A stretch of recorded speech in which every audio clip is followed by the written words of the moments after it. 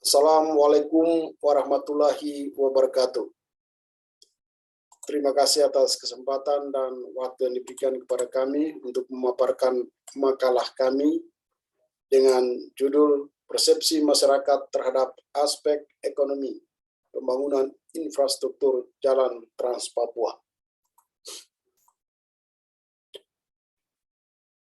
Latar belakang tujuan pembangunan infrastruktur Jalan Trans Papua dibagi dalam 3 konteks, yaitu konteks global, konteks nasional, dan konteks Papua. Konteks global, Sustainable Development Goal. Tujuan ke-9 yaitu mengamanatkan pembangunan infrastruktur yang tangguh, inklusif, dan berkelanjutan. Konteks nasional, pemerintah terus mendorong pembangunan infrastruktur yang berkualitas, termasuk infrastruktur jalan di tanah Papua.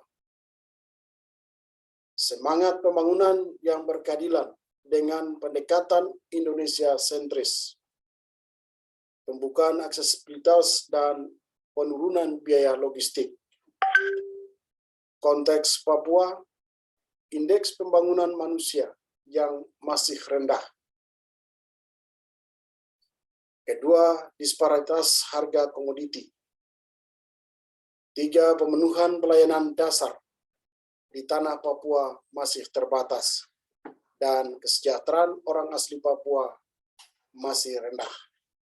Namun implementasi pembangunan terkendala oleh beberapa hal, di antaranya tanah ulayat, kawasan hutan lindung, stabilitas keamanan, potensi ekonomi daerah belum optimal, persepsi negatif masyarakat lokal. Implementasi pembangunan infrastruktur Jalan Trans Papua pada tahun 2021, kondisi jalan beraspal sebanyak 50%, jalan perbatasan kondisi beraspal sebanyak 81%. Kita melihat pada gambar existing yang ada di sebelah kiri saya dengan peta lokasi di Kabupaten Duga. Tujuan menganalisis persepsi stakeholder, baik pemerintah pusat, pemerintah daerah, dan masyarakat Papua dalam pembangunan Jalan Trans Papua terkait aspek ekonomi. Dengan maksud sebagai pertimbangan dalam meminimalisir konflik antara masyarakat dan pemerintah, khususnya yang terkait dengan isu-isu persoalan teknis pembangunan jalan. Metode penelitian dilakukan dengan pendekatan gabungan antara kualitatif dan kuantitatif. Pengukuran menggunakan skala Likert, pengumpulan data melalui in-depth interview, dan focus group discussion, FGD. Responden 105 sampel dengan tingkat kepercayaan 90–95%. Dengan lokasi penelitian di Kabupaten Duga, segmen Wamena Habema, Kenyam Umugu, sekitar 284 km dengan lokasi yang ada di bawah peta Papua dengan lingkaran. Hasil penanganan ruas Jalan Wamena Habema Kenyam Umugu, kondisi sebelumnya 2014 dan kondisi terkini 2020. Ini berdampak, dan dampak yang terjadi berdasarkan fakta lapangan, terjadi peningkatan konektivitas dan akses pelayanan ke fasilitas dasar. Contohnya akses menuju pasar tradisional tadinya ditempuh berjalan kaki sekitar 4,5 jam.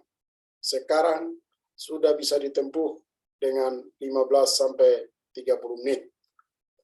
Distribusi barang komoditi yang masuk ke Kabupaten Duga menjadi lancar dan harga-harga mengalami penurunan. Indeks konsumsi masyarakat juga meningkat. Hasil dan pembahasan. Persepsi berasal dari stakeholder, persepsi masyarakat orang asli Papua, dan pemimpin adat suku Lapago masih dinilai negatif oleh 65% responden. Mereka beranggapan bahwa Jalan Trans Papua kurang berpengaruh signifikan terhadap peningkatan ekonomi masyarakat. Persepsi masyarakat non-orang asli Papua dan migran sebanyak 82% responden memberikan penilaian sangat positif, yang beranggapan bahwa keberadaan jalan cukup berpengaruh terhadap peningkatan ekonomi masyarakat. Pengusaha, pelaku pembangunan jalan, akademisi, dan pemerintah sebanyak 98 responden memberikan penilaian sangat positif.